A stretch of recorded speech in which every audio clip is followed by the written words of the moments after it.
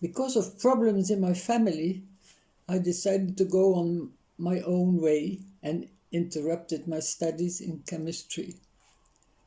After exploring different jobs and interests, I found an opportunity to leave in 1964. I worked in the laboratory of an American company who agreed to offer me a traineeship at their headquarters in Delaware. Delaware is the hub of the US chemical industry. Flights were prohibitively expensive in those days, but my dear gran and godmother Hélène, who had raised me to be an independent woman, pitched in despite my father's misgivings.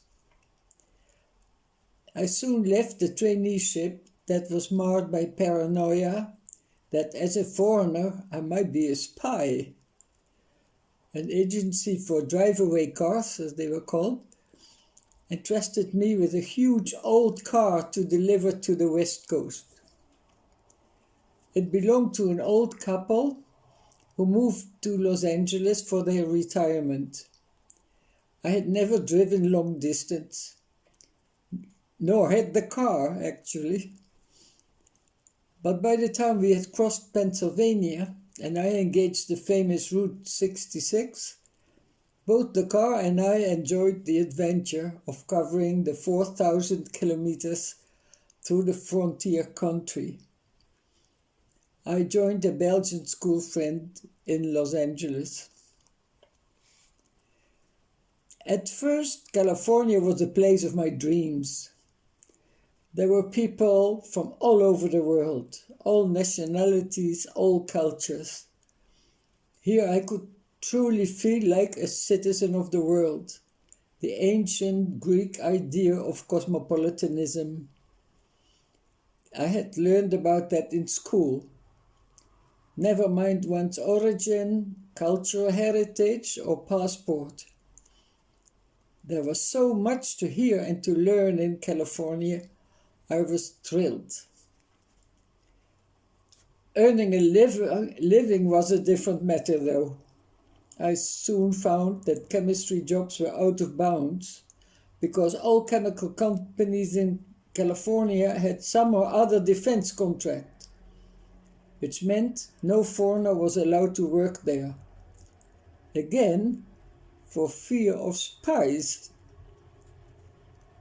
So I worked as a nanny, as a driving instructor, and as a multilingual social secretary for a big shot from Israel in Beverly Hills. As living in California without a car is not possible, I found a cheap old 8-cylinder Ford Galaxy. It paid for itself because it was big enough to live in for a while. So cosmopolitan California was great. The problem was America and the American way of life one was supposed to embrace as an immigrant. The Vietnam War became even more immoral, and around us, student protesters we knew were sent off overnight as cannon fodder.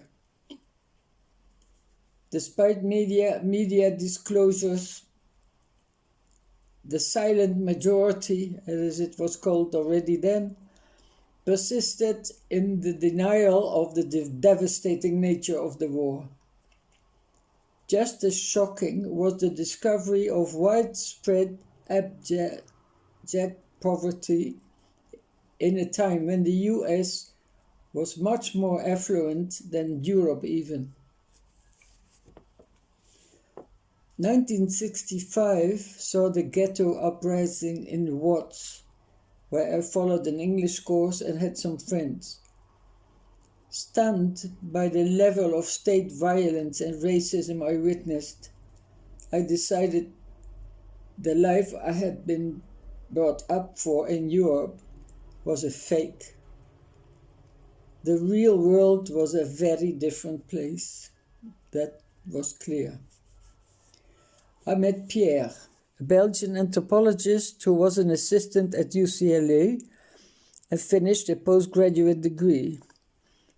We got married one weekend in Las Vegas in a county civil marriage ceremony, not in one of those wedding chapels, with just two of us all in attendance.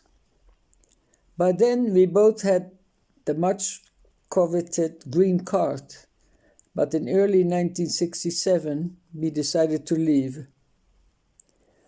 In my long life, the US is the only country I wasn't sad to leave, despite some lasting friendships.